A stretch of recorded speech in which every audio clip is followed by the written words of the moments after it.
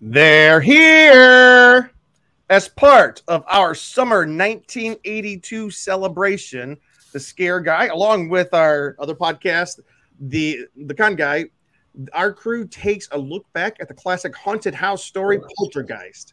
When 10-year-old Carol Anne Freeling is pulled from this world into another one, her parents enlist the help of ghost hunters and an exorcist in this horror classic from director Tobe Hooper. It's either Tobe or Toby. I've heard people say it two different ways. The famous director of Texas Chainsaw Massacre, along with producer and screenwriter Steven Spielberg. Remember, it knows what scares you. Hello, everybody. My name is Jim Fry, James D. Fry on Instagram, one of your horror hosts tonight. Let's go ahead and start up to my left and see who else we have with us tonight. Hi, everyone. I am Danae. I'm one half of the Samblings. I'm also half of the Con Girls. I just watched Poltergeist for the first time, did some other extra looking into background things, and I'm so excited to talk about it. Cheeseman. Hey, it's Cheeseman here, screenwriter and founding member of thescareguy.com. Derek. Hey, it's Derek, writer, software engineer, various other nerdy things. And yeah, founding member, happy to be here to talk about this movie that I would not have seen as a child. And if you showed it to me, my mom would have killed you and built a house over your grave. And last but not least, Natalie, one of our favorite horror experts, and her cat. And my cat, Charles. Yeah. I'm Natalie. I'm a producer of Fear Inc., a great horror film. You got to check out this holiday season, on Peacock. So why not? Oh, it's on Peacock, huh? It's That's on amazing. Peacock. Nice. Yeah. Awesome. Horror Inc. is it's one of those films that I just Fear love Inc. watching. I've seen it a couple times. It is funny. It's good and it's scary and it's gross. It's super fun. It's in the vein of Scream. If you like the Scream movies, you're gonna like Horror Inc. Yeah. Fear Inc. It's called Fear Inc., Jim. What did I just say? You said Horror. Horror Inc. Horror. There I go. There I go. I blame it on the punch that I'm drinking called Phantasmic Punch. It's a beer from Frogtown Brewery over in East Los Angeles. Phantasmic, of course, referring to spirits, but it's a great beer. I like gonna tell that. you right now. Yeah. So, anyways, just we are heading into the sixth season of The Scare Guys. Everybody knows we have celebrated our 5th birthday, which was the last show we had. The Scare Guy crew, we celebrate all things like horror events, films, haunted attractions, and anything that's scary fun. And we do it all from an insider's perspective here in Hollywood, California. And tonight, of course, we are talking about a movie which I probably have a little bit more invest in this movie than most folks here, since I saw it when I was 13 years old. When it first hit movie theaters, Poltergeist. But everybody else, who knows? But I just want to say hello to a couple of people real quick. Jonathan Wilkinson, scary guy. Yeah. Jonathan, I think you were working up there near the Overlook Hotel at one time, which is kind of cool. And Lily, hello. Good to see you, Lily, as always.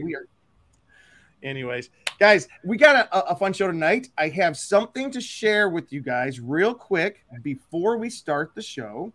And that is dun dun dun. Jim Price using Poltergeist house. It's even the same colors.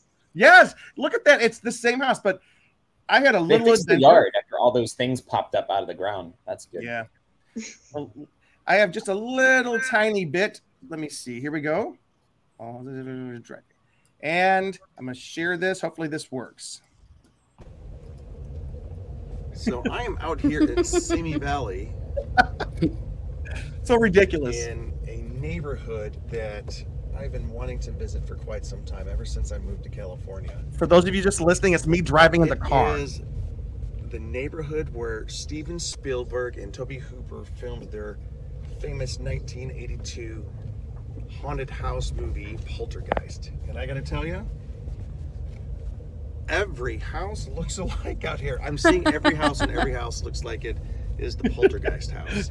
No children were harmed while Jim was The driving while address filming for the himself. Poltergeist house. The house where they filmed the exteriors to the movie, and it is coming up right here on the right-hand side. Okay. That seems really super boring. I apologize for that. But Natalie, you're a Southern California native, right? So if you could comment on this, and I'm going to show you the next clip here. It's right along with that one. I was driving around looking for it, and then this is something I started noticing here. This is the neighborhood. All the houses look exactly the same, it seems like. These early 80s houses, late 70s houses. Is this something that was going on like crazy in Southern California? Absolutely. I mean, that is Southern California to a T. Mate, look at the house to the left. That looks like the house. Nope, that's not the Poltergeist house. We keep going. And then we turn the corner here. There's another one that looks like the Poltergeist house. And look, here in the corner, it looks like the Poltergeist house. Nope, but we keep going. It's like mirrored. Well, the movie even kind of made it seem that way, like it was all kind of a similar design.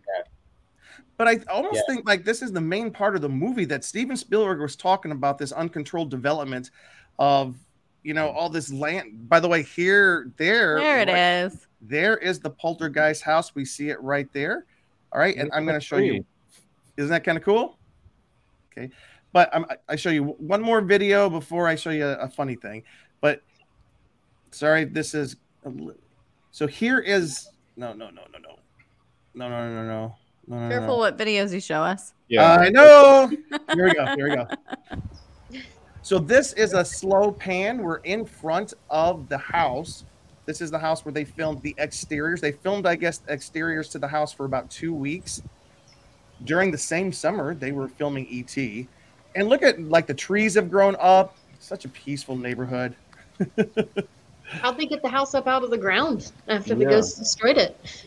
Good. Did they ever spoiler alert.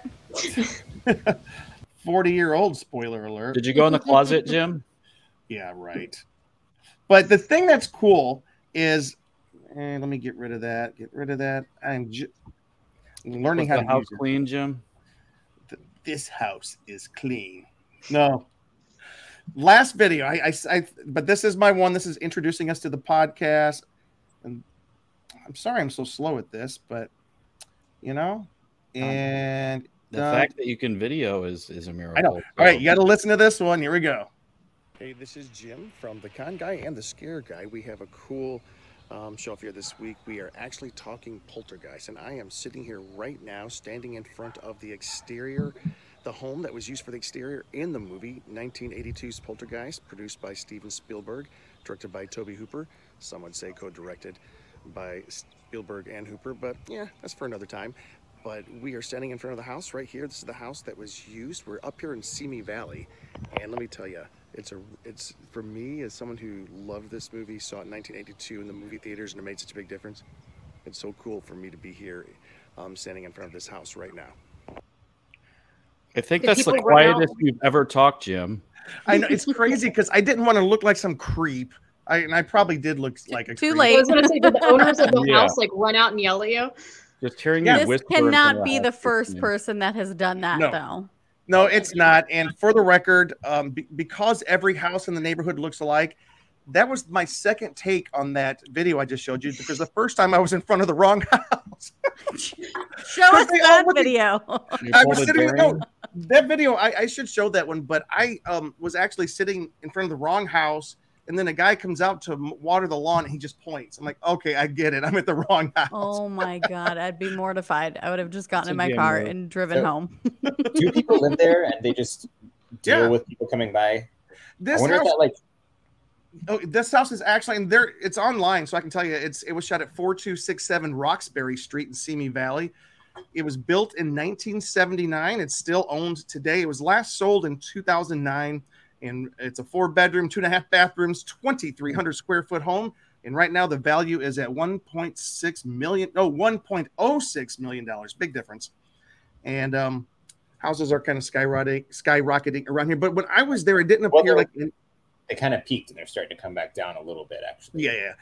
Which That's is about what I would expect for a 4-bedroom around here, whether an average 4-bedroom with no movies having been filmed there. So. As Derek is currently in the housing market, so he kind of knows what he's talking about there. Wouldn't it be great if these people were like super in on the fact that it's like the Poltergeist house and like for Halloween decorate it like it was the end of the movie? That would be so fun. Yeah. Have you been out to the Laurie Strode's house in South Pasadena during Halloween, Natalie? I haven't. Well, they put pumpkins on the front porch.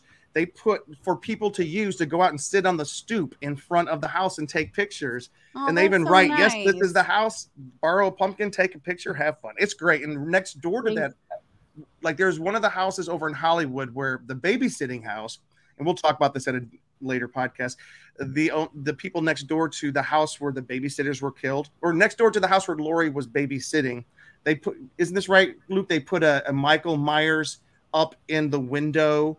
Like, yeah, there's a actual like mannequin size Michael Myers looking out the window towards the Laurie Strode's house and the neighbor's place, and which is across the street, kitty corner to the house where Johnny Depp's character was killed in Nightmare Before Elm Street. And in that, the windows of that house, they have a Freddy Krueger up there with his fingers. Did you say Nightmare That's the Sunset one. Nightmare on Elm Street. It's the Phantasmic Punch. Anyways, I am really excited to talk about Poltergeist 40th anniversary. It is part of our summer celebration of the films of 1982. And it's also kind of cool that we're talking about it right now because Fathom Events, along with Turner Classic Movies and Warner Brothers, they are bringing Poltergeist back to cinema September 25, 26, and 28. And it's a Fathom Events. We will have information on our website, or you can go to the Fathom Events webpage, just like they just did for E.T. Are they doing IMAX or anything special with it? I think so, yeah. Okay, that'd be cool. You guys want to go for my birthday? Yeah, when's your birthday? September 28th. All right, sounds good.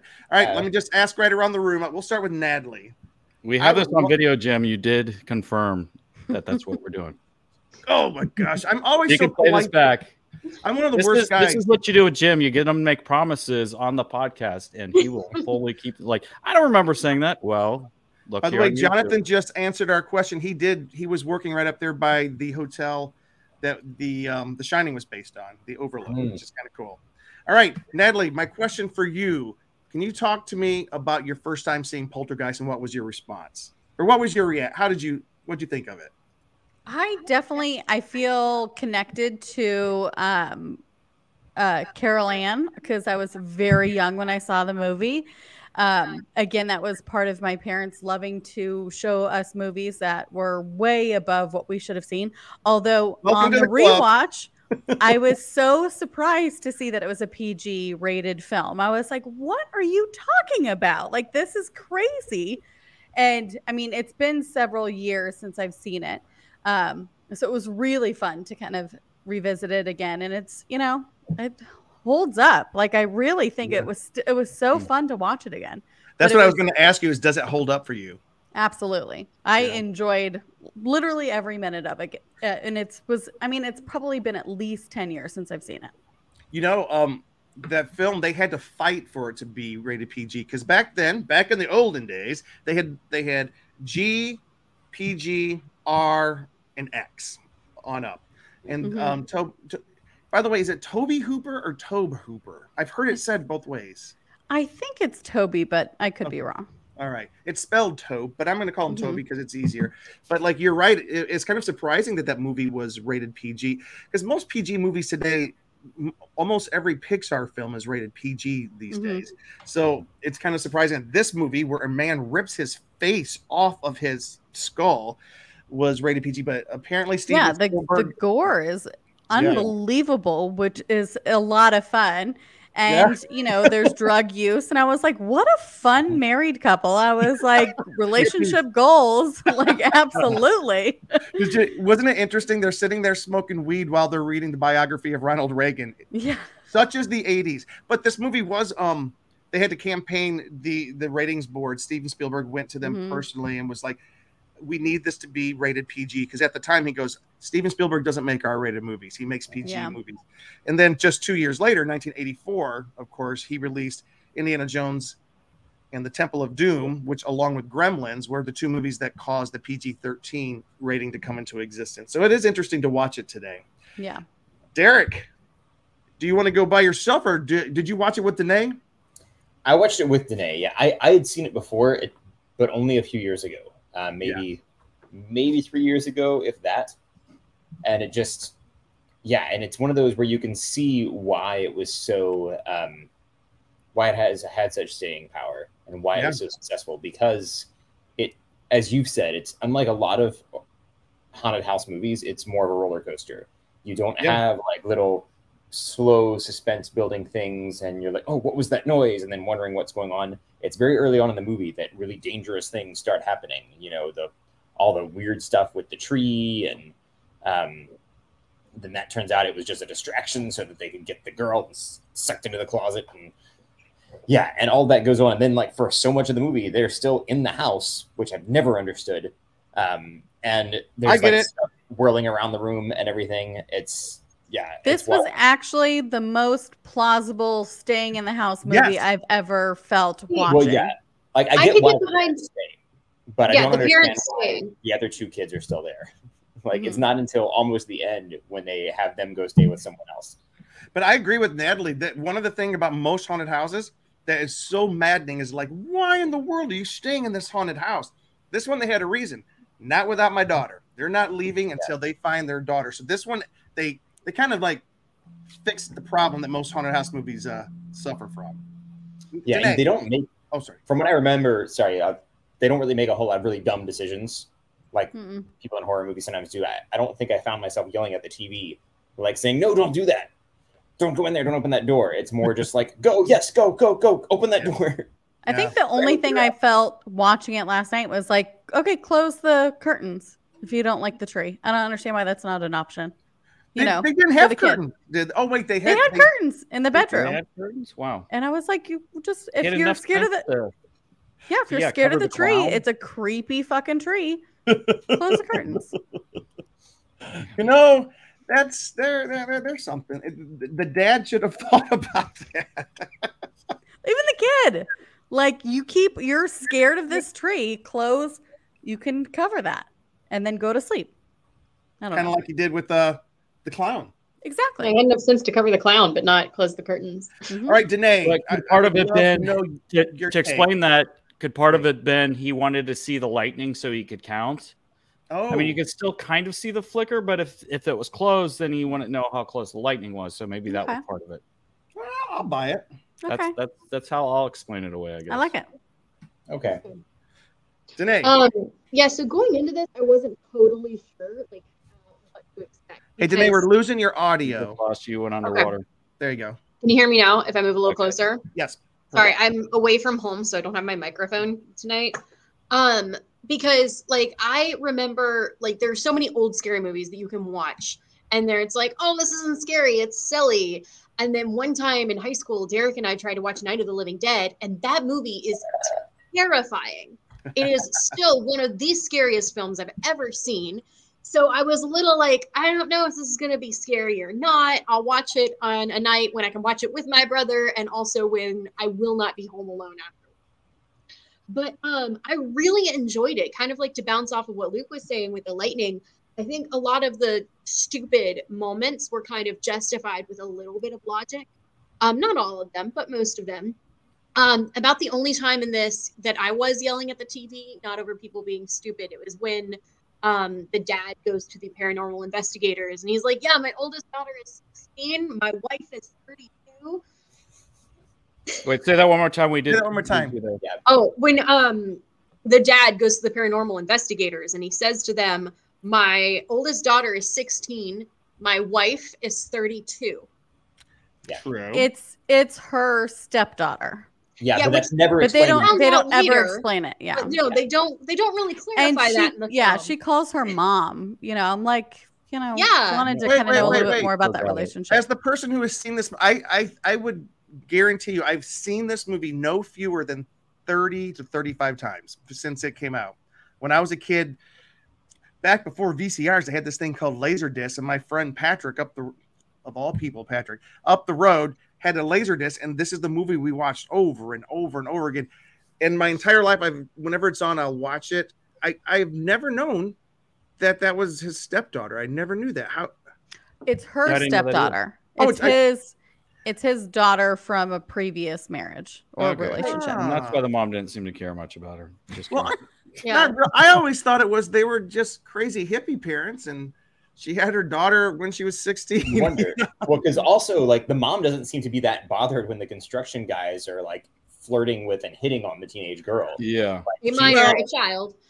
In today's viewing, it's a little bit like the mom would go out there and take a rake to him, but the teenage daughter kind of took care of it and like flicked him off, and the mom was like, good for her, just kind of laughed about it. I'm not saying that's the correct way to handle some lecherous guys out in the yard, but it did stick out. I'm surprised they kept their job. Right? Yeah, it's like, maybe we have someone else dig the pool.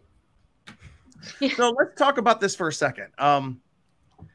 The question I was going to ask, I think we kind of answered. So many haunted house movies make the audience wonder, why in the world did they not just leave? Was it plausible for them to stay? And my question is this: was it plausible for them to stay that final night? When after Zelda Rubinstein, after although it's that lady's fault, the little short lady. It's Tangina. Clean liar. After she cleans the house, and then they decide to. She gets in the bathtub and they're going to bed for one more night. What do you guys feel? Is that a realistic? Well, it did sound like the dad was just going to have to be out a little late, but they were still going to leave that night. It's just that it was going to be so late the kids needed to sleep a little bit. Mm-hmm. Still, though, they should have just left. Yeah. It still felt like that was like way past bedtime late. Yeah. Like I think they maybe needed to have done a better job with like, oh, it's only 8 or 9 p.m. or something. It felt like it was midnight. He was out really late. Or if the dad had like late work to do, why not go to the hotel first and then go? And then he could go to work from there. It's like, how would that mom be able to relax at all enough to take a bath? Like, I still even obviously have seen the movie before. I still felt so trusting of, why can't I think of her name? JoBeth Williams. No, Regina. What's the little lady's name? Oh, that's Tangina. Tangina. I felt so trusting of her when she said the house was clean, and you kind of hear her experience, and you want to trust and believe that, like, okay, yeah, this is taken care of, Well, and she gave that beautiful monologue. It's like after she's like, now let's go get your kid back. And then like said that, you'd be like, okay, I'll listen to this lady. Absolutely. So I was, even still knowing what happens, I still felt, okay, yeah, I totally buy this. And it's, as much as there's past trauma in the house and maybe not a good vibe anymore, and you wouldn't want to live there, I can kind of see where you're like, I think things are going to still be okay. I kind of felt the opposite when they're going in to get the girl, and Tangina offers to go, and she's like, you've never done this before. And the mom is like, neither have you. And I'm like, why are we listening to her then? Get our kid back in this very dangerous stunt that she's never done before, never tried before. Let's talk Why about. Is she credible? Let's talk about that for a second. The thing that's kind of, as a little kid, but even throughout my life, that has stood out about this movie is how different it is from other haunted house movies. For example, let's name some of them. The Uninvited, 1944, creepy and atmospheric. The Haunting, 1963, based on The Haunting of Hill House, which Netflix did later, which was one of my favorite all-time shows. How was that one in the theater, Jim? What that? How was that one in the theater? I never made it. No. But I'm just naming these haunted house movies that Burnt Offerings. Did anyone see Burnt Offerings? Karen Black. She was slowly decaying in the up. You got to get to the 80s for us, Jim. Okay, almost 80s. The Amityville Horror. I'm wearing the Amityville Horror tonight. One of my favorite all-time horror movies. But Amityville Horror, The Shining, Changeling, The Others with Nicole Kidman, Paranormal Activity, all these haunted house movies they were more atmospheric and creepy. Some crazy things would happen. You'd hear a scream, a door would fly open, maybe somebody got dragged across the floor, but nothing like Poltergeist. Poltergeist is, as Derek described it, a roller coaster ride. So can we talk for a second? What is it about Poltergeist that makes it so different than almost any haunted house movie that we've seen over the past 50 years? I do feel like the start of it being potentially not as threatening. Mm-hmm. And it kind of gives you, seeing how much fun she's having in the kitchen and kind of playing around with things. Like normally people would be absolutely terrified in that moment. And maybe that would be the thing that would make you pack up and leave. She's kind of exploring it and kind of wants to figure it out. And it doesn't feel dangerous to her. And so you're kind of laughing about it too. You know, you're kind of along for, I am very curious about ghosts. I think a little too curious about ghosts, and they know, and they won't come show themselves to me. So I think I completely buy into, I probably would be spending my time trying to do this in the house too, you know? I got a ghost. Hey, pass the beer. Sorry. No, Natalie, I'm with you. One of these days I will tell my story about when I lived in a purported haunted house for almost 3 months before I moved out and moved to another state and left all my belongings behind almost. My mom's watching. She knows what I'm talking about. But I agree with you. The thing that was so cool about this movie, it was so human. It was so... I have a review here from LA Weekly from the time. It says this: Poltergeist has a humanity, a care for genuine human feeling rarely found in scare movies. I left not so much afraid of nightmares as I often am, but hoping to find a ghost of my own to mess with. That's kind of weird, but like, it's just kind of like all the reviews you read about Poltergeist is the care that Tobe Hooper and Steven Spielberg took to create like just a lovable family that we really cared about. And a lot of that was done with humor. You talked about how the mom, this hippie mom that probably, they are hippie parents, having come of age in the late 60s. Now they're in the 80s and having kids of their own. It's a whole different thing. And I think Steven Spielberg was playing with that a little bit. But like when the mom first shows off the fact that the chair slides and that the daughter slides, she's jumping up and like, yeah, this is awesome.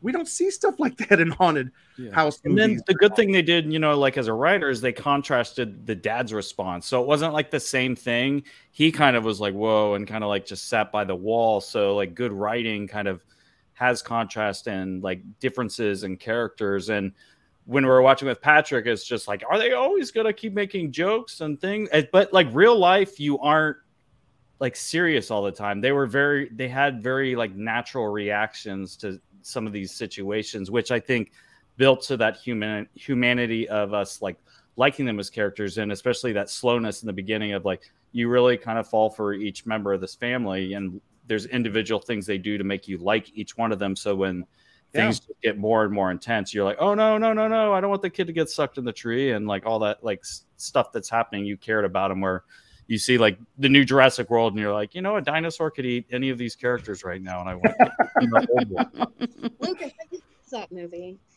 What? I thought you loved the new Jurassic World movie. I did not like the new one. But to Luke's point, and it kind of adds on to what Danae was talking about. And we did watch it with a friend of ours, Patrick, who most of us know today. And he kept commenting, he's like, wow, they keep on, this is funnier than I would expect. Like it was so much of it was funny. And Danae, even the point you were making when they were about to go into the closet, the crazy light-filled closet, and Tangina's saying, I'm going in. And the mom's like, I'll go in. She'll come to me. And Tangina goes, well, you've never done this before. The mom's like, neither have you. And Tangina's like, you're right. Okay, you go in. That was funny. And it's like a weird, funny moment. And perhaps one of the second most extreme moment of the movie. And can someone talk about the humor? Like, did the humor take away from the horror, or did it add to it? I think it adds to it, because this is something that even Charles Dickens talked about in some of his books, is, in the old theater, as he called it, which was a while before him, you would have a very, very serious moment. And then right after, you would cut to the court gesture making a joke. And it was kind of like that. There's so much tension. You have to have that release for a moment. And of course, it does circle back to the fact that we care about this family. We want to see something good happen to them. We want to see them win. But, you know, after seeing all these hard things, having that moment of like Tangina going, "You're right." It's kind of like, oh, slight release to all the pressure that's been building. Yeah, and so I got a question. Go ahead first, Derek. I was just going to say, like, it's similar to tragedy or like really heavy drama. When it's done well, you see the joy in the characters' lives too, and that's why there are stakes. You know, if it's just like, oh, life is just sad all the time, and then people are going to die, then it's like, well, who really cares? Because their lives are miserable already. I haven't connected with these people at all. But in this, like, we're seeing those different levels, and that it creates more of a reality for us. And like you were mentioning too, it's more like how many of us would react, because it's not going to be the same reactions for everyone. You would be making jokes at some point in a really tense situation. People do that. Like people do it. I mean, that's why Scrubs worked as a comedy. That's why MASH worked as a comedy. You know, when we as human beings need to be able to laugh in the face of tragedy and horror, you know, without, like, the way the movie does it, though, it doesn't make light of what's actually going on. It doesn't lower the stakes in any way, because there's a way to do it that would be very wrong and would just not play well. But it's done in a way that, like, oh, it's the characters saying things that human beings would say in the moment that we can relate to and laugh a little bit at to release tension. Mm-hmm. I kind of feel like it allows you to be on this roller coaster. And I think once you kind of start having feelings, outward feelings of like laughter, and then you kind of get a little bit scared, and you kind of just go along for the ride a lot more than if it were something that were just kind of straight along. So it kind of allows, I kind of look at it as when you're going through a haunted house, a maze, whatever it is, if you're holding yourself in tight and like not going to show any like fear or scream or whatever, you're not going to have as much fun unless you just kind of like let go and pretend like I don't see you, you know, and just kind of go along for the ride. And then I think you feel it even more. Yeah. And so that's, I mean, I generally feel like scary films with comedy, those are, I mean, definitely my favorite, but I think those do tend to work a lot more. Yeah. Well, the Spielberg with Jaws, and this being, you know, Spielberg related and like basically like his movie like pretty much as well, he loves to kind of like throw your emotions off to throw in the surprise. Because in Jaws, the reason he did like, why don't you come down here and jump some of this shit, like he did that to kind of throw your focus off as kind of a laugh. So then when the shark jumped out, you're like, you went from you know, like he loves doing those kind of things. And with this, with him adding the humor in with the laughing, then he can go real scary, and then it makes your emotions go even higher. And then the other thought I had kind of about this too is I wonder if the fact that this was like the evil twin of E.T., that there maybe was like, I don't know if there's jokes or gags or a style that was incorporated in that. And since this split off and kind of almost was the same script but turned more darker and more horror, if it kept some of that original E.T. tone, and maybe that's part of the reason why it has kind of the feel different than a lot of, you know, those ghost movies out there. Can we talk about that for a second? We're all sitting here talking about how Spielberg made this film and the choices Spielberg made. Spielberg supposedly wasn't the director, right? I mean, have you guys? I mean, are we all aware? But if he wrote it, he produced it. He was a part of the filmmaking process. He was very involved in the post process. It's, you know, and his hands were in it. You know, that was his hands ripping the face off of the skull. Oh, really? Yes, because the director, Tobe Hooper, said, this is very expensive to put back together. Let's make sure that Spielberg is the one that messes it up if it gets messed up. So it was kind of cool. Smart. It is smart. But go ahead, Natalie. Right before, okay, so one thing I noticed, obviously I watched it at an age I can't even remember how old I was when I first saw the movie. And there's scenes that stick out in my head so much that I'm like, oh, I know exactly the scene, you know, word for word. And then when I watched it last night, there were a couple of scenes that I'm like, I feel like I'm seeing this for the very first time. It felt so interesting and such a different, maybe it's my old age and my memory and some of those things are going away. But it's like the steak scene And like the guy coming in the kitchen and eating the food. I was like, I swear to, unless I've gone to the bathroom at the exact same time every time I watch this movie, I feel like I've never seen that before. The steak was great. It was wild. Or she was 3 martinis in. I don't know. One of the two things. I'd only seen it the one time before, and there was a lot that I'd just forgotten. I'm not sure how many years it had been. Maybe longer than I thought. But like I had honestly forgotten there was anything else after this house is clean. Oh wow, it gets big after that too. The way I remembered it though, like that was the ending. Like they had to get the girl back, and like that was the climax. I totally forgot that there was anything else. I don't know how I forgot that.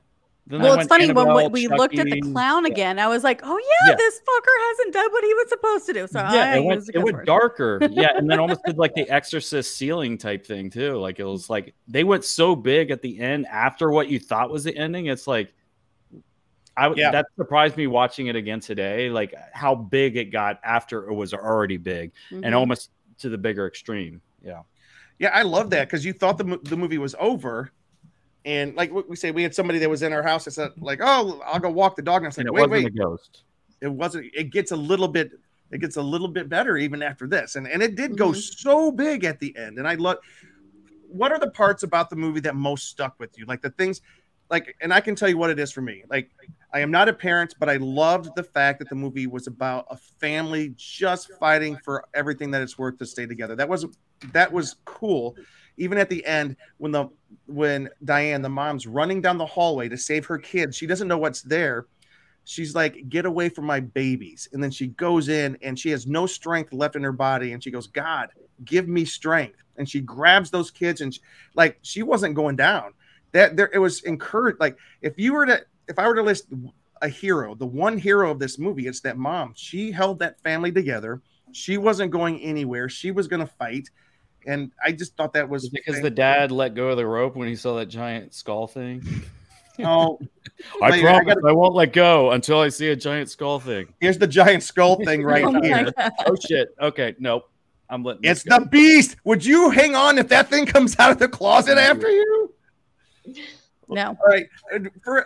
What about the rest of you? What is it about this movie that kind of just like really kind of drives it home as something that's above some of the others? I think what really helped was the fact that it just like taps into childhood fears. Because I mean, Steven Spielberg based the scary clown and the scary tree outside on those fears he had as a kid. And then he is so good at doing that bait and switch with us. Because, in the very beginning, you see somebody on a bike and it's such like a Spielberg-esque opening to have. And then it turns out to be this middle-aged guy with a bunch of beer on a kid's bike. By the way, why is he riding a bike, do you think? Why is he not driving? Because he's DUI, yeah. And there's certain parts of this movie they don't spell out, but you're supposed to. By the way, I have a video of that a little bit later. What kind of an ass brings in beer that's spraying all over? Like, leave those ones in the yard. I know. I was so weird. It's been warmed up probably in his bike ride over.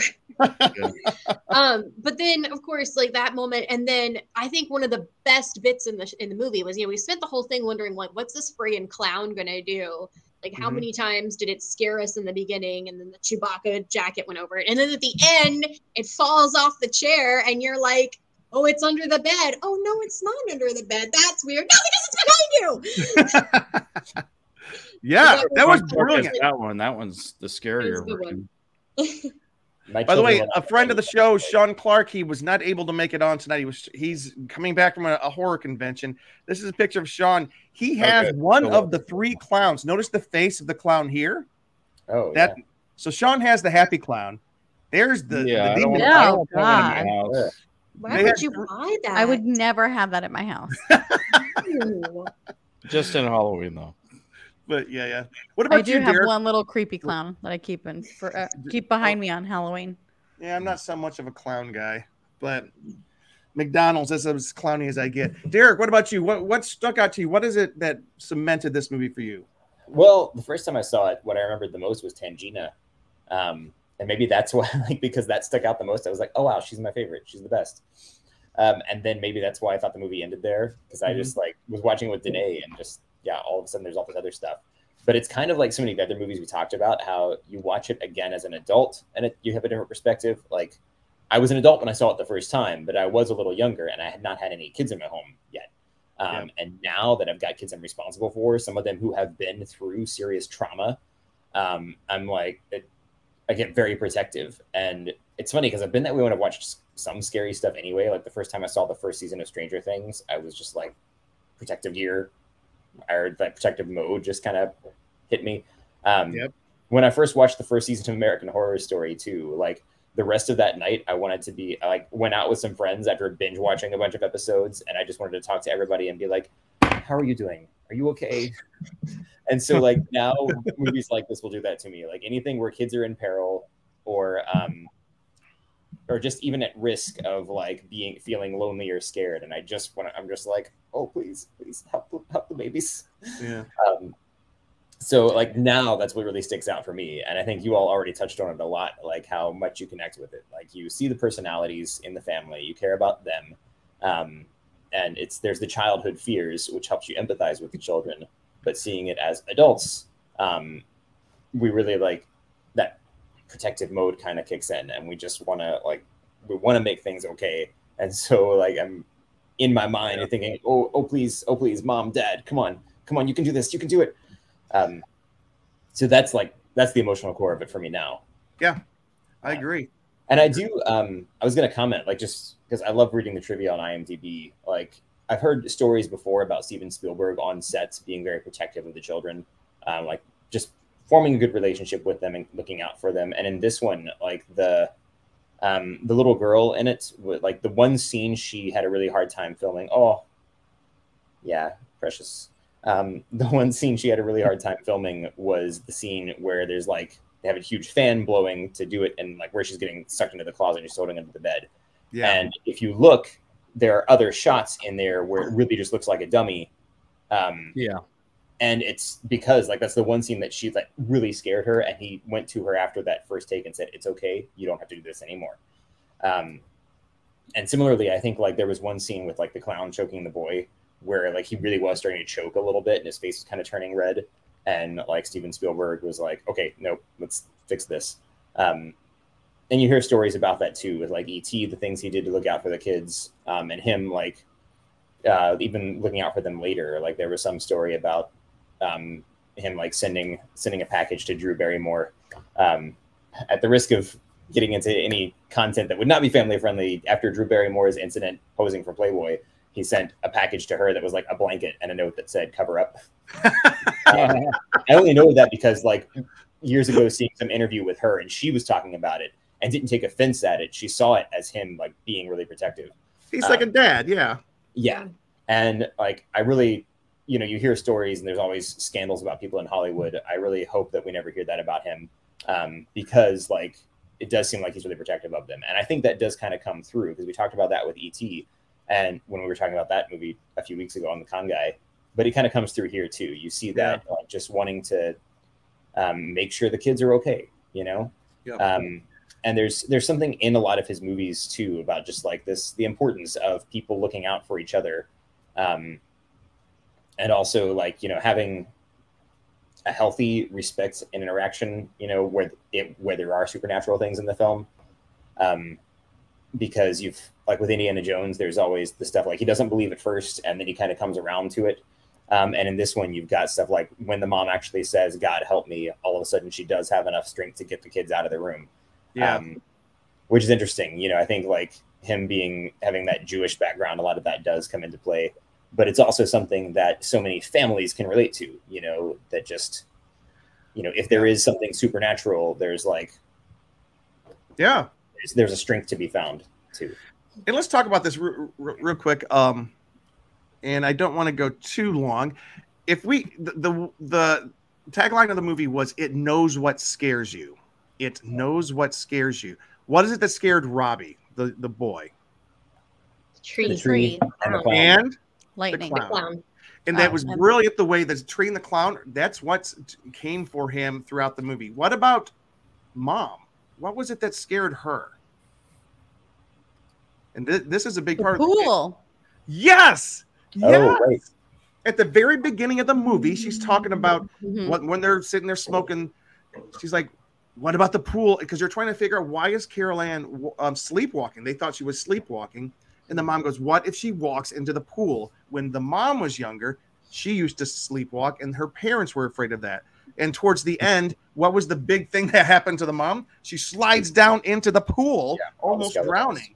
So where they used real human skeletons in filming and did not tell the actors until later. I don't understand how I read that too, and I don't understand how that is possible or legal or like health-wise. How is that? See, all I could do when I from Indiana Jones.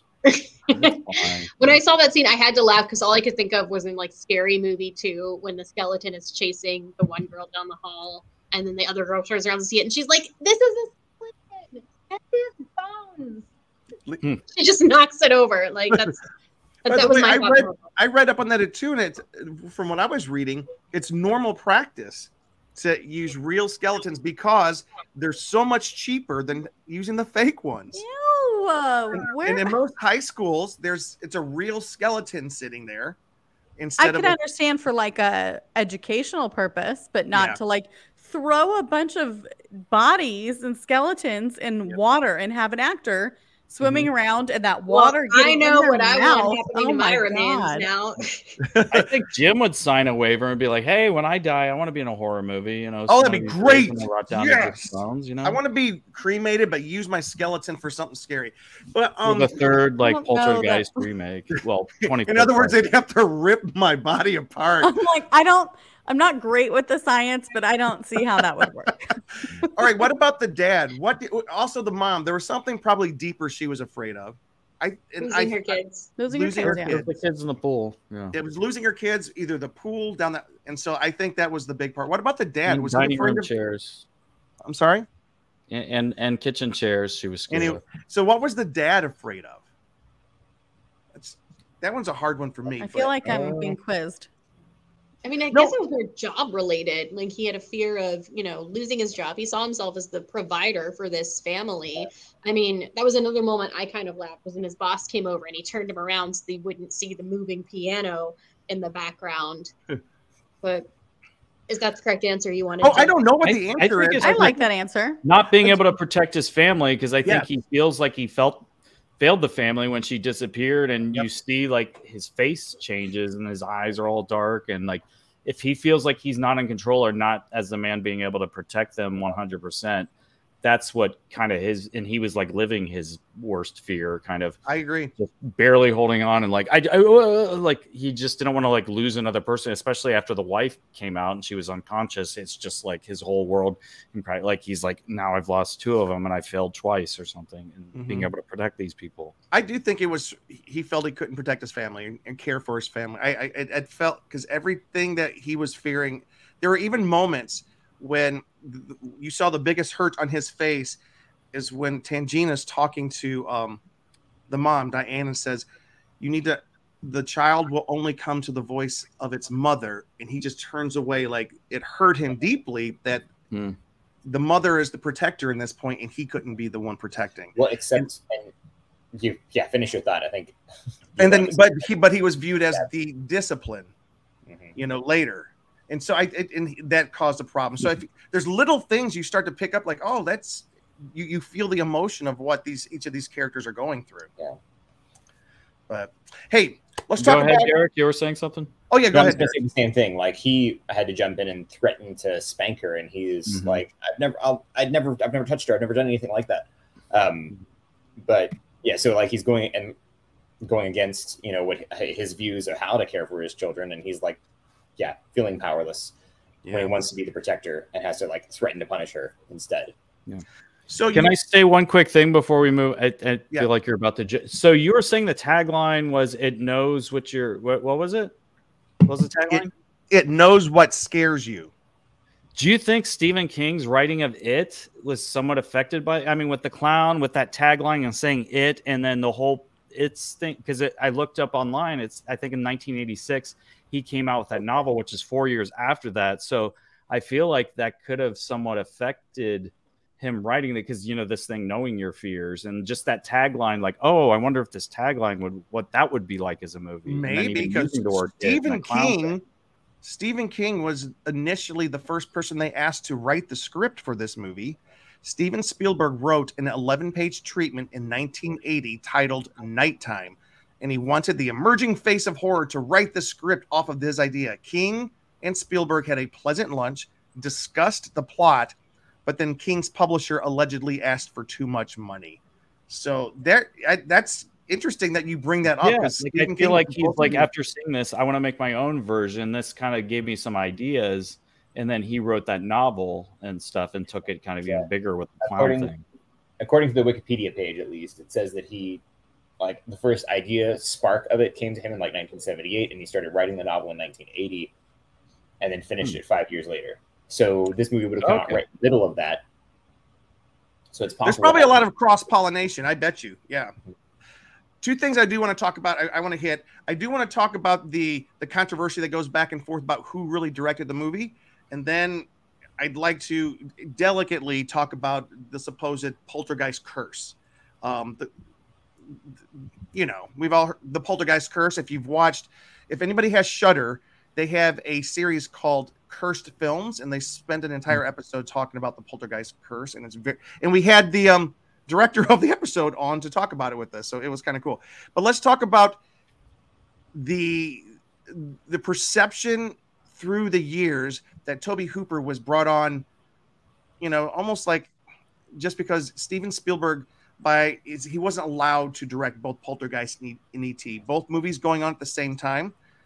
E.T. came out 1 week later in June than Poltergeist did. And the movie feels much more like a Spielberg film in many spots than it does a Tobe Hooper film. This is what Tobe Hooper had to say. He goes, "I've been asked about it so many times that I feel the record should be straight." He was being interviewed by the AV Club. He says, "The genesis, the start of this rumor came from an article in the LA Times when we were shooting the practical location of the house outside for the first 2 weeks." He says, "I had second unit shots that had to be picked up in the front of the house. So I was in the back of the house shooting Robbie and the tree, looking down at the burial of the little Tweety bird. Steven was picking up those different shots for him." So the LA Times said they split up the shots. The LA Times showed up and they found Steven Spielberg shooting a lot of the film, like the little race cars going on. And it started becoming a legend. Tangina, the actress, what's her name, Danae? Zelda Rubinstein.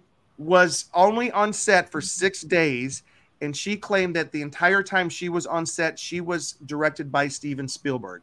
She didn't see Tobe Hooper. So this has kind of taken on a life of its own to the detriment of Tobe Hooper, because this is probably one of the best movies he's done. What do you guys? Rumor is that Spielberg, who was often on set, served as a creative director and handled major aspects of production, like the casting, and he would take over for directing. And then, I don't know. What do you guys think? I feel like that would be incredibly hard to have Steven Spielberg write and produce your movie and be on set every day, and you not kind of roll along with whatever he wants. Yeah. I don't know how you have any creative legs to stand on, and was that intentional? I don't know. I mean, I love Texas Chainsaw Massacre, so it's like to me I don't know, that's a much harder, darker film.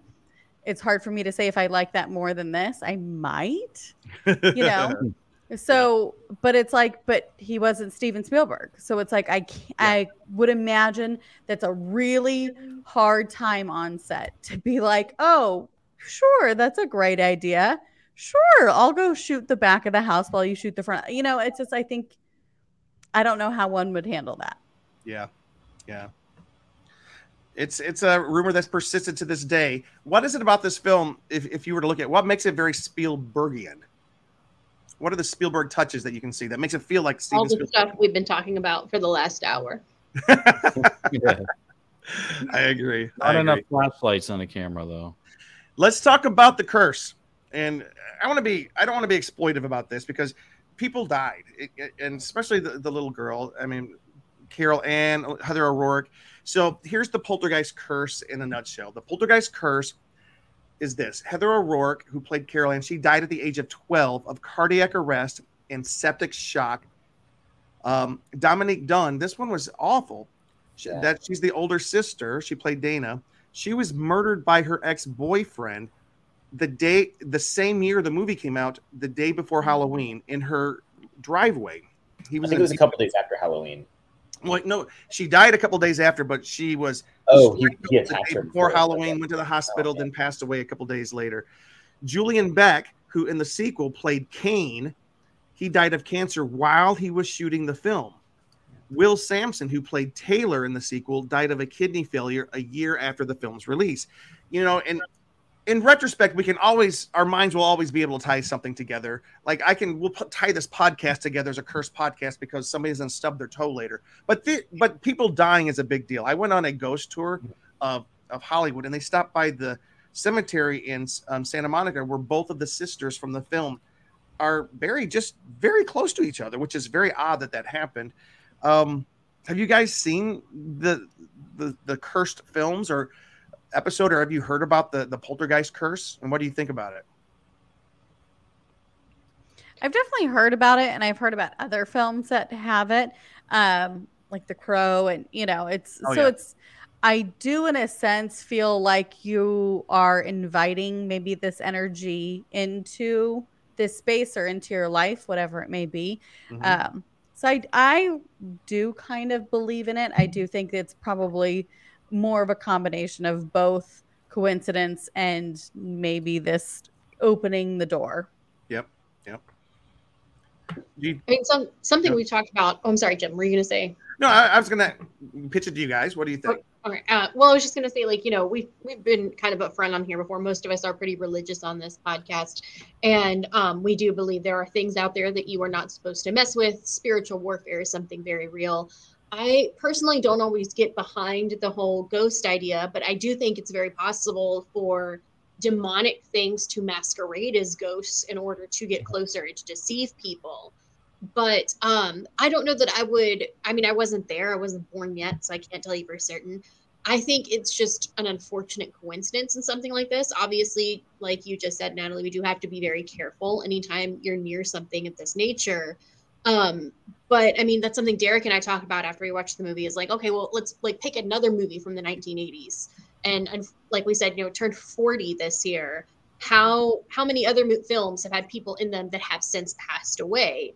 Of course, a lot of this was very close together, but a very big production with a lot of people in, you know, if we look at it now, there's a lot of situations where things like this have happened. I think it's just because the film was so dark that it's pinned on, a curse. I remember like the first story I heard was that Heather O'Rourke died because she was so scared during filming. And then of course, I mean, after Heath Ledger passed away, a lot of people said it was like, oh, it's because he took himself too seriously when he was playing the Joker, when now we know it was just an accidental Oxycontin overdose. It's just so much misinformation happens. It's hard to take any of it seriously, but at the same time, to handle things of a spiritual nature carefully. I agree. We used real skeletons. Okay. I know that's what they're blaming it on. So did the Goonies, right? No, but I don't think that film is cursed. No, to Natalie's point, it is kind of interesting. A lot of people blame the curse on the fact that real skeletons were used without. By the way, the actors didn't know. Jo Beth Williams did not know that she was swimming in the water with real skeletons, and later when she was told, she was horrified at this fact. And that's kind of horrific. But I do agree. I do believe there's something beyond this physical world. I go to church. And I've heard this, and I know what the Bible says, but I also know that we don't know everything. And like Natalie says, whether it's energy or spirits or whatever, there's certain doors that just got to be careful. Just like Danae said, when you start opening these things up, I do agree there. Cheeseman, you look like you want to say something. I'm just scrolling stuff online on them. Okay. I mean, I would think if somebody's using my skeleton to be a prop in a movie without my consent, I'd haunt the shit out of you. Well, apparently Jim would be really happy about it. So. No, I don't want to haunt. It sounds like he's giving his consent. Brad's here. Hello, Brad. Amanda's birthday is almost here. Hello, Amanda. And Amanda says she's had some very real ghost experiences, and I didn't believe in ghosts before that. I think that's something with those. No, like I talk about, like I had some very real experiences. I'm reticent. I don't say ghosts or haunted house. All I know is for 3 months I lived under situations that in totality altogether are just bizarre. And I'd be one of those people you're like, why are you still staying in that house? Because I didn't have money to move. That's all there is to it. But that being said, I do have a couple interesting things. Did you know that Drew Barrymore was actually, she auditioned to play Carol Anne, but Steven Spielberg thought that she made a better, what was her character's name in E.T.? Something. Gertie. Yep, Gertie. Drew Barrymore. Sorry. Also, the Imploding House was a 6-foot wide model. It took 4 months to create it, and they basically put it on a funnel and pulled it down through the funnel for that effect that you saw. And I do want to, I don't want to end without talking about what Luke was talking about. The genesis, the idea for this movie came to Steven Spielberg while he was on set for filming Raiders of the Lost Ark, but it came back earlier. It was supposedly dreamed up during Close Encounters of the Third Kind. This was originally thought of to be a sequel to Close Encounters, and it was called, the original name, was it, Luke? Dark Skies, right? Yeah. Maybe. Dark Skies. It was meant as basically a horror movie. So he pitched it to Tobe Hooper, and the idea was a family in a house being tormented by aliens. And Toby's like, I don't like the alien aspect. Let's make it supernatural horror. So 2 movies were birthed out of this. E.T., which was the nice alien coming to the planet, and Poltergeist, which was the evil aliens, which turned out to be ghosts. Both movies were filmed the same summer. Both movies came out a week apart. And both movies, here we are celebrating both of them 40 years later. Guys, I just got to ask you, what is it about not E.T., I'm so sorry. What is it about this movie that makes it something worth watching today, 40 years later? I mean, I'm going to say I don't like E.T., so I prefer this version. What? I'm on record. On record. I do just feel like it feels like a very real kind of ghost story. I know maybe that's more of my naive self, and that's something that I'm eager to see a ghost at some point in my life. There are movies that feel not possible. And even though some of the things that we're seeing in this movie do feel so fantastical, it does feel like parts of it are possible. Things and elements that we're seeing, the ghost moving certain things, a lot of that does seem like you could see that at some point. And so that terror feels more real too. By the way, just to throw this out there, Amanda said, I don't think all spirits are bad. My family and I are fully cognizant of the fact that my stepmother is still floating around, keeping an eye on us. Oh. That's nice. Sounds creepy, Amanda, but that's cool. No, we can joke with Amanda. I think we'll have to. Hey, Amanda, the next time we get together, let's exchange ghost stories. It is the season, by the way. Derek, Danae, before we quit, why is this movie something that you think still resonates today? It looks like Danae froze. So okay. She's afraid. Look at that's a scared. Oh, she's back. Oh, I think a lot of it is just how different it was, and at the time really terrified people, because it, like we talked about it. You know, I mean, I borrowed the phrase from you earlier, saying it's a roller coaster, unlike most haunted house films that are the slow burn. And I think all of that just being really monumental, being very different from what had come before it, and leaving a certain stamp there. Also, that Steven Spielberg just kind of knows how to get human emotion really well. I think all of those things came together for it to be just a well-made film, and it resonated emotionally really well with people. And now there's a nostalgic factor attached to it as well. And so because of that, it's just kind of stuck. People are still going to talk about it. They might attempt some more remakes. I doubt it'll be that good. And yeah, for me, of course, like even watching it, seeing it much later, like there's still that emotional connection, you know, like where you're getting, okay, like I totally get this. Like if I were a dad in that situation, I'd be desperate to try to protect my family. Probably would have gotten the kids out of there a little sooner. Would have brought, you know, I'm Protestant, but I probably still would have brought in a Catholic priest and my own pastor and several other people to like really pray, and still like gotten all my stuff out and moved. Even if I didn't have a place to stay. But like, you know what? A lot of people are camping out in LA these days. You know, we've got a tent. But you wouldn't have left your daughter behind. Yeah, you wouldn't have left your child behind. No, I'm saying before that ever happened, like there's a chair, like chairs are just moving around on their own in the kitchen. No, we're out of here. Yeah. Luke, what you think? I'm gonna try to sound really smart. I'm just kidding. I think cinematically it's, you know, done very well, but I think it's why this one kind of sticks out in the relatability is the normalcy behind it. Because like most like haunted house movies, you're like, obviously that's a haunted mansion, but this was just like besides the tree, it was a very ordinary house, and everybody moves into a new place and they're always like, haha, is this haunted, you know? Or like, I wonder, like my parents' home, like they found arrowheads and other things, so it might have been like Indian burial grounds, or there might have been like Indian stuff. And me and my sister saw weird stuff as kids, or there's some weird stuff. So it's like such a normal thing for people to, I mean, not necessarily normal, but it's something that a lot of people think about when they move into like an area like that. So I feel like that's why it's so and just even the creativity of like taking something as normal as like a staticky screen on a TV, you know, that we've all seen, and kind of like, oh, am I almost seeing something when you look at it long enough, or almost hearing something, and adding that as kind of the launching pad for this whole kind of scariness thing. I think those two elements of just a normal, and even like the fact we were like watching it during the day, and I'm like, this feels kind of like the movie, because it was just as scary sometimes or weird during the day as it was at night. And I think that was smart as well. And even watching it during the day, I'm like, this still feels kind of, because you feel like you're in your safe environment, but then this movie kind of says, even when you're in like the safest time of the day, or it feels like a normal house or apartment, like something could move or something weird could happen. And that's, I think, what really kind of makes it stand out and feel so personal in some ways.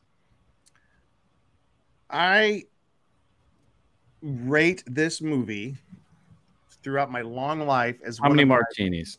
No, and I think it's because I saw it at such a young age. And I want to show you something. This scene right here.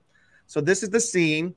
There's Zelda Rubinstein's Tangina in the back, and there's the mom and dad, Diane and Steven, they're getting ready to kiss before they go in. When I was 13 years old, I saw this movie, and I came home and I drew that picture right there. Oh my god. No, I was 13 years old. My mom sent me this picture today because she knew we were going to do this. This movie, my gosh. This movie had a big influence on me. I had a typewriter that my mother had given me, and I sat down and started writing my own ghost story as soon as I got home.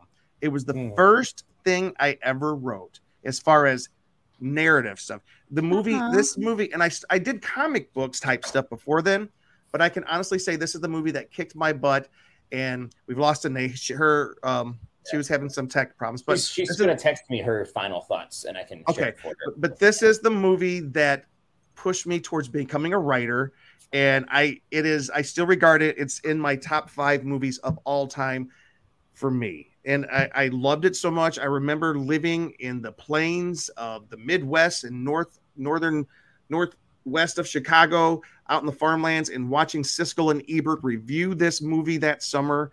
And I couldn't be more excited. And I think it's either Siskel or Ebert, I think one of the two of them, or I might have read it in People magazine or something as a kid, that it said, that's where I got the whole roller coaster. Like, I had never thought about haunted house movies or horror movies being roller coaster rides. And I was like, wow. And it really moved me. And to this day, I still consider it one of the best haunted house movies, one of the best movies ever made. Jonathan, he just bought a ticket for Wednesday night at 10 p.m. for a tour of the Stanley Hotel. I'll get some videos for you. You do that. That's awesome, Jonathan. I would love that. That's Stanley Hotel from The Shining. So I do have one last video to show. I think I do. Do I? I got it. I got it here. Okay, what's this video? Oh no, I don't know what he's about to show. Here we go. Here's the video you want to show. Oh no, I don't trust this at all. I don't trust this at all. Is this Scare Jim? What is this? No, what is this?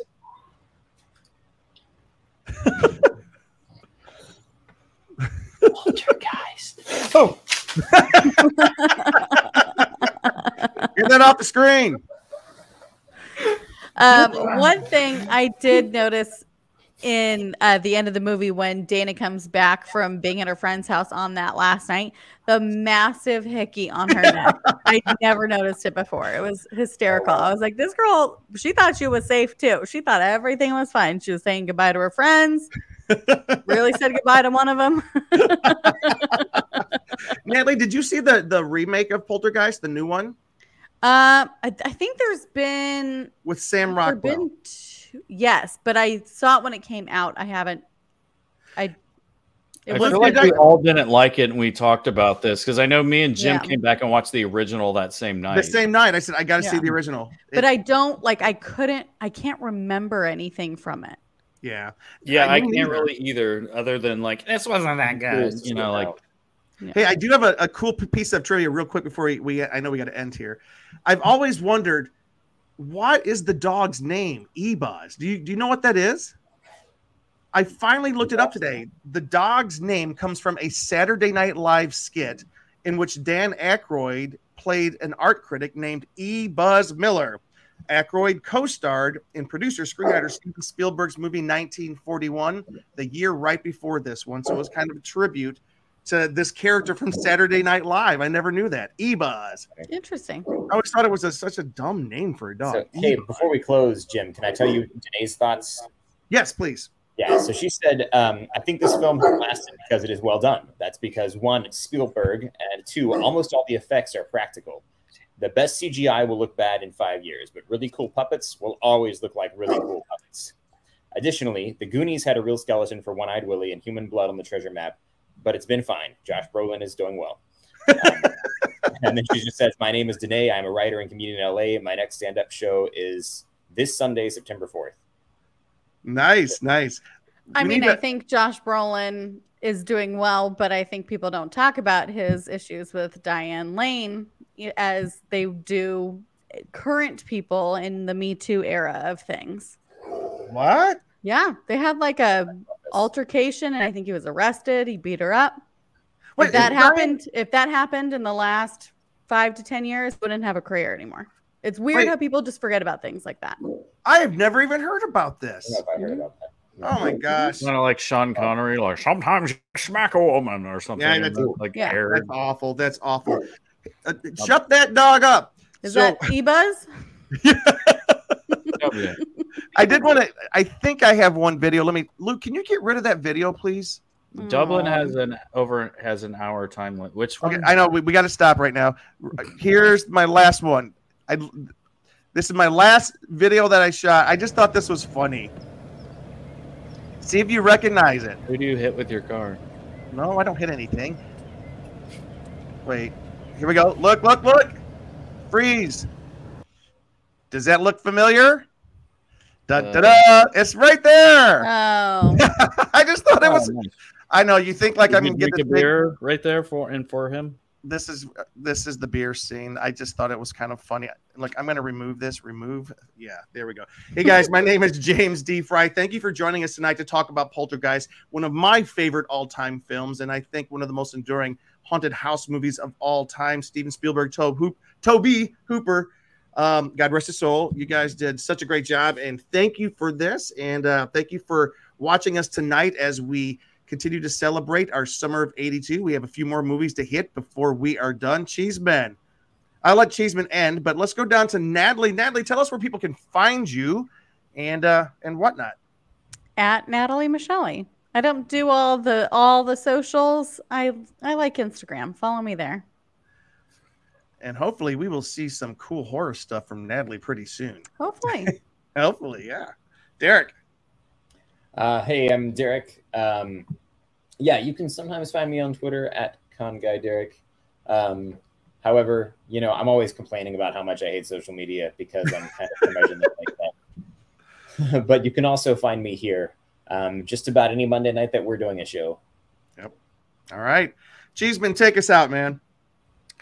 You can find me on Instagram and Twitter at Cheese on Couch on my screen right there. You can find me on thescareguy.com. I think I I think I introduced myself earlier as the scare guy. Hopefully, we check out the con guy as well in case I did that. But we're going to be doing a lot more scare guy now. We're going to be doing Halloween Horror Nights. Got movies to see, lots of things to talk about, and hopefully some special guests. So yeah, welcome to the Halloween season. Yes, and if you guys liked listening to Natalie, please send her some good vibes, because we want to keep her on here helping us with the horror stuff, because she's a specialist in this and we love having her on. I love it. All right. Love it. Ready for a pumpkin martini. Pumpkin martini coming right. Yep. All right. This podcast is done.